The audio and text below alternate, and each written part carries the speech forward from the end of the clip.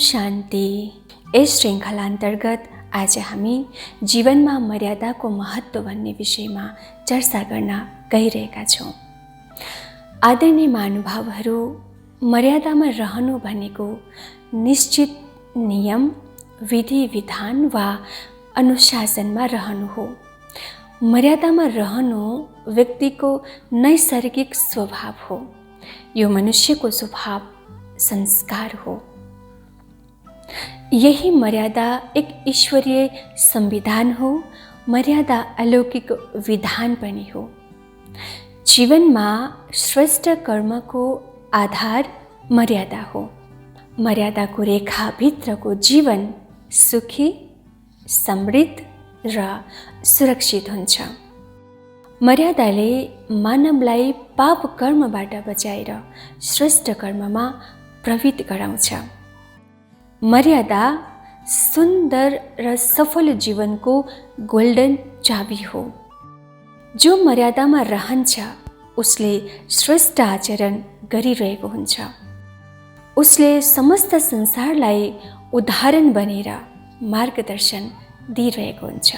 त्यसैले यो आफैमा एक श्रेष्ठ कर्म हो। मर्यादामा रहनु आफैमा एक विश्व कल्याणकारी कर्म हो।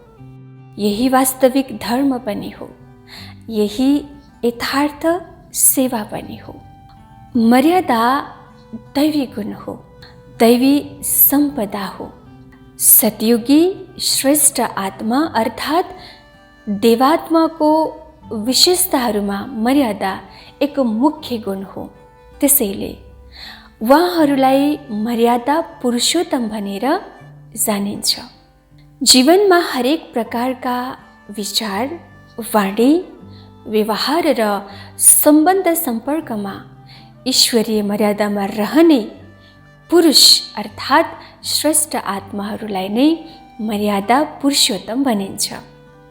यो देवताहरूको श्रेष्ठ उपमा हो।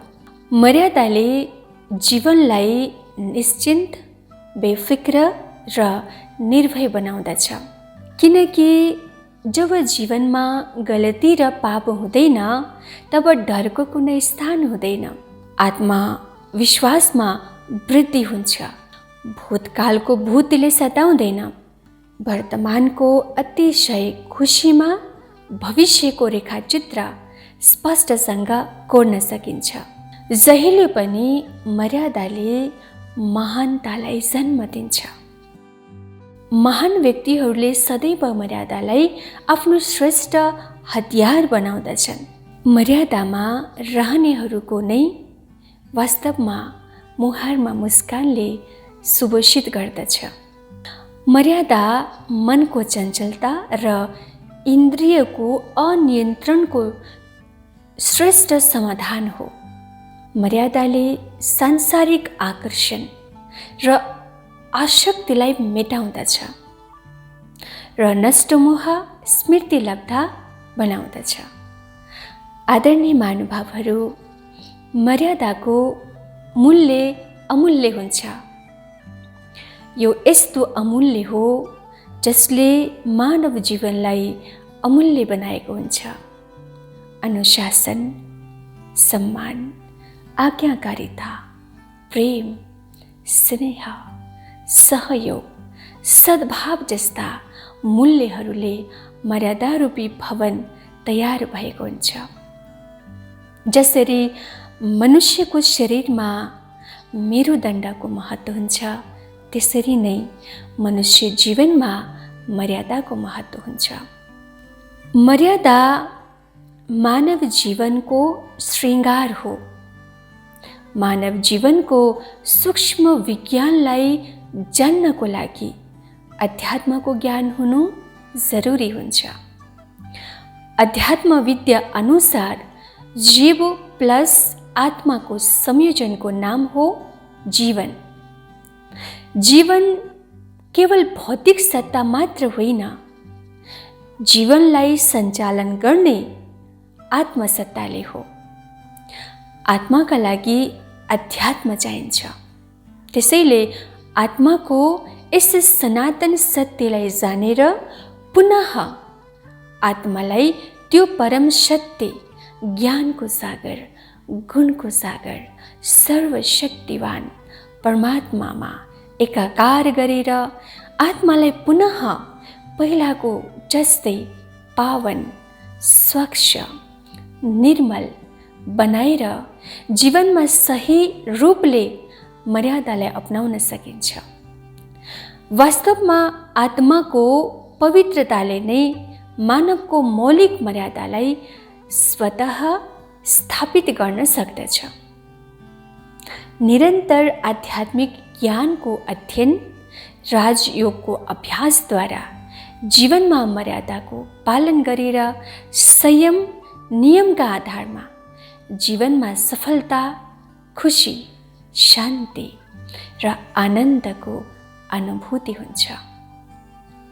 सर्व मनुष्य आत्माहरूका पिता परमपिता आएर हामी भित्रका अवगुण, कमजोरी र विकारहरूलाई समूल नष्ट गरेर आत्मा शुद्धिकरण गर्दै आत्माहरूलाई एक ईश्वरीय मर्यादामा बाँध्नुहुन्छ।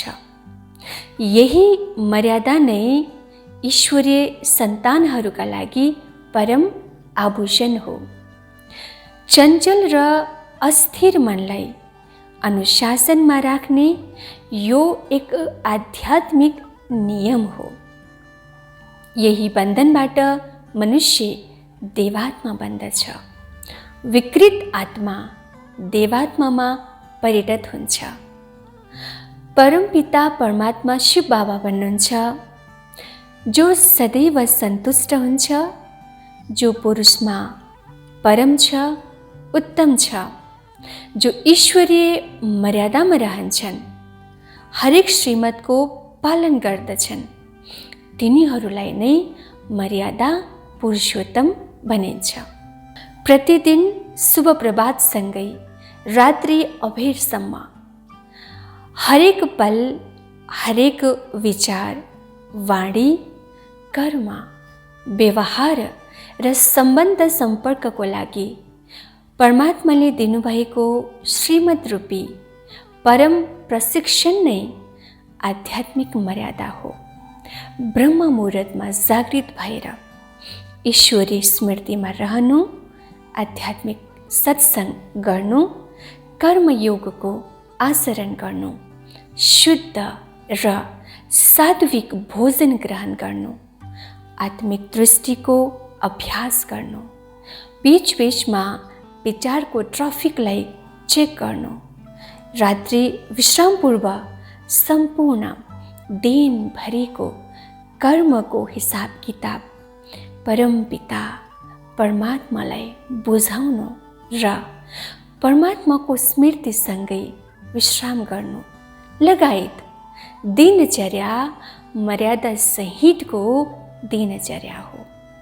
यसबाहेक मन, बुद्धि र स्वभाव संस्कारसँग सम्बन्धित अति सूक्ष्म मर्यादाहरूको पालनाले हरेक व्यक्तिलाई आध्यात्मिक शिखरमा पुर्याउँदछ।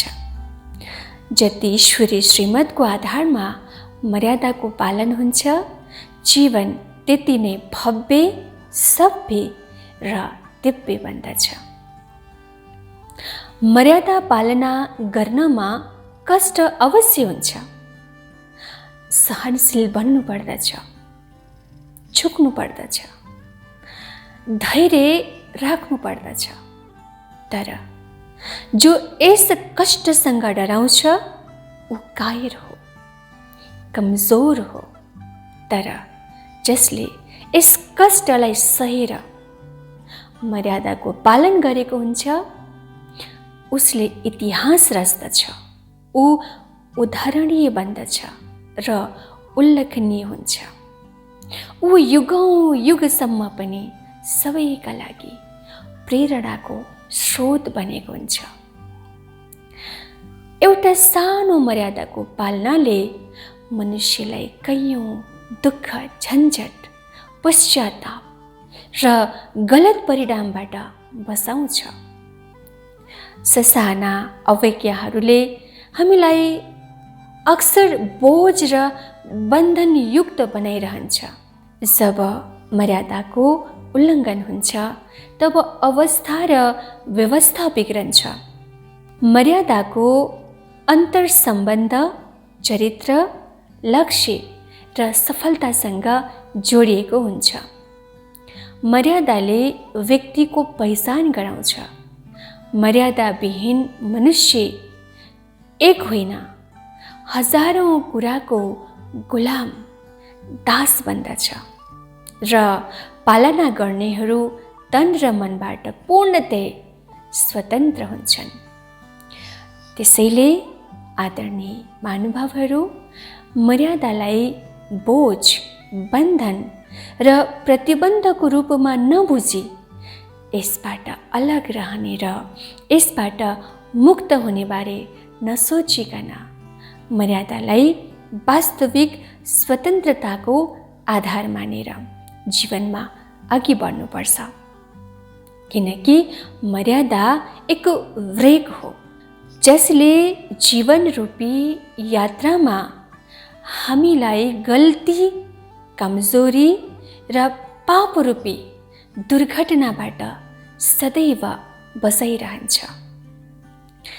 रामायणमा एउटा प्रसङ्गको वर्णन गरिएको छ। लक्ष्मण रेखाको उदाहरण प्रस्तुत गर्न यहाँ प्रासङ्गिक होला। जसै लक्ष्मण रेखाको उल्लङ्घन भयो, सीताजीको प्रतिज्ञा भङ्ग भयो, जसकारण उहाँको सुरक्षित घेरा कमजोर बन्यो। उहाँ शक्तिहीन बन्नुभयो र तत्क्षण जोगीको भेषमा आएको रावणले उहाँलाई अपहरण गरेर लङ्कामा लग्यो।